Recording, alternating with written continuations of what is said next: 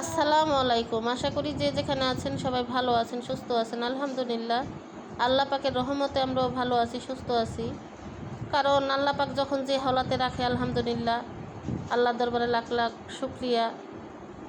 তো আমাদের মনের অবস্থা বেশি একটা ভালো না। তো আপনাদেরকে আমি ওদিন বলছি যে আমার মেজো বোনের জামাই অনেকটাই অসুস্থ, হসপিটাল ভর্তি। আজকে 4 দিন যাবৎ আইসিইউতে, অপারেশনের পরে আইসিইউতে রাখা হয়েছে 4 দিন। তো আলহামদুলিল্লাহ আজকে সকালে বেডে দিছে। তো আজকের ভিডিওটা আমি শুরু করলাম দুপুর থেকেই, কারণ আমার শরীরটাও এখনও সম্পূর্ণ ঠিক হয় নাই। আমি এখনও কোনো কাজকর্ম করতে পারি না। তো দুপুরবেলা ভাগ্নিটা আসলো, ভাগ্নিটারে বললাম একটু মা বিছনাটা ঝাইরা দাও, ঘর দুয়ারটি একটু ঝাড়ু দাও, মুছা দাও। কারণ আমার মেয়েটাও হঠাৎ করে অসুস্থ হয়ে গেছে। অসুস্থ হয়ে যাওয়ায় মেয়েও হসপিটাল দৌড়াদৌড়ি করতেছে। কারণ আমাদের উপরে যে কী যাচ্ছে কি আর বলবো। এখন আপনারাও হয়তো ভাবতে পারেন যে ওনাদের এত সমস্যা, ওনাদের প্রতিদিনেই ওনারা অসুস্থ হয়, হয়তো ভাবতে পারেন, কিন্তু ভাবলে কিছু করার নাই।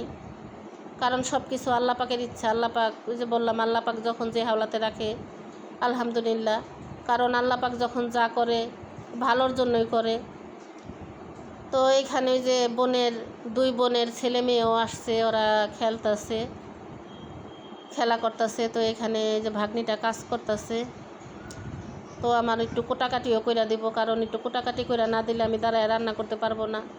কারণ যেহেতু আমার মেয়েটারও শরীরটা অনেকেই খারাপ, আর আমার তো অনেক দিন যাবতেই শরীর খারাপ, তো খেতে তো হবেই।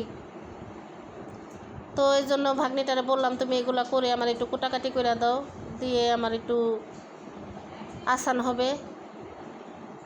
তো ক্যামেরাটা পুরোপুরি ধরা হয় নাই, কারণ আমাদের মনের অবস্থা খুবই খারাপ। এখানে আমার ডালটাও হয়ে গেছে, তরকারিটাও প্রায় হয়ে আসছে। এখানে ডাটা আলু দিয়ে টাটকিনি মাছ দিয়ে রান্না করছি, আর ওইখানে পাতলা ডাল ওই চুলায়। তো এখানে আমি নতুন বাসায় আসছি। তো আপনাদেরকে আমি বলছি যে আমি নতুন বাসায় এসে নতুন ভিডিও দিব আপনাদেরকে। তো কি আর করা, ভাগ্যের পরিহাস, হঠাৎ করে অসুস্থ হয়ে গেলাম। তো এই বাড়িটার ভিতরে না, আগে যে বাড়িটায় ছিলাম, আমার এই বাড়িটা ওয়াশরুম, রান্নাঘর এগুলো সব টাইস করা ছিল। তো এই বাড়িটায় আমার ওয়াশরুমটা বা রান্নাঘরটা কিছুই টাইস করা না। তো ঘরেও অনেক কাজকর্ম বাকি আছে, অনেক কাজ বাকি আছে। তো বাড়িওয়ালা আস্তে আস্তে করবে, কারণ বাড়িওয়ালা এখানে থাকে না, উনি আবার থাকে বিক্রমপুর, ওইখানতে মাঝে মাঝে আসে। তো আস্তে আস্তে সব কিছুই করবে বলছে, কিছুদিন কষ্ট করে থাকেন, সব কিছুই আস্তে আস্তে করব। তো আপনারা সবাই দোয়া করবেন আমার পরিবারটার জন্য, আল্লাহ পাক যেন সবাইরে সুস্থ রাখে, ভালো রাখে। আমিও আপনাদের সবার জন্য দোয়া করি, আল্লাহ যেন সবাইরে সৈসালামত রাখে, ভালো রাখে, সুস্থ রাখে।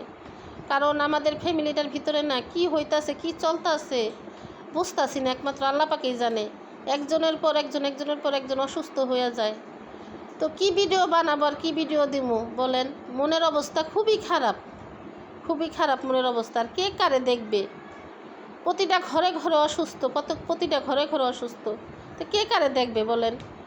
তো আমার আজকের ভিডিওটা আপনাদের কাছে কেমন লাগলো কমেন্টে জানাবেন। আজকে 2-3 দিন যাবত এর জন্য ভিডিও ছাড়তে পারি না, কারণ বললামই তো, প্রতিটা মানুষ যদি অসুস্থ থাকে তো কিভাবে কি করব বলেন? মানে ক্যামেরাটা যে ধরবো, কথা যে বলবো, ওই ইটা লাগে না। তো এইখানে যে রান্নাবান্না প্রায় শেষ হয়ে আসছে, এখানে আমার রান্নাঘর পুরো এলোমেলো।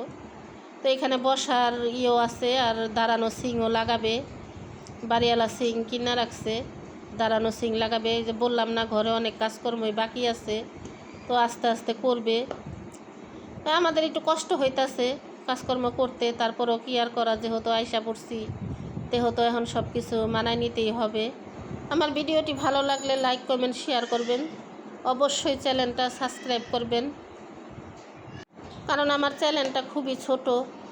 আপনারা যারা আমার ভিডিওগুলি দেখেন তারা ঠিকই জানেন।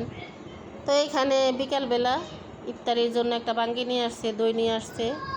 তো আমার আজকের ভিডিওটা এই পর্যন্তই। সবাই ভালো থাকবেন, সুস্থ থাকবেন, আল্লাহ হাফেজ।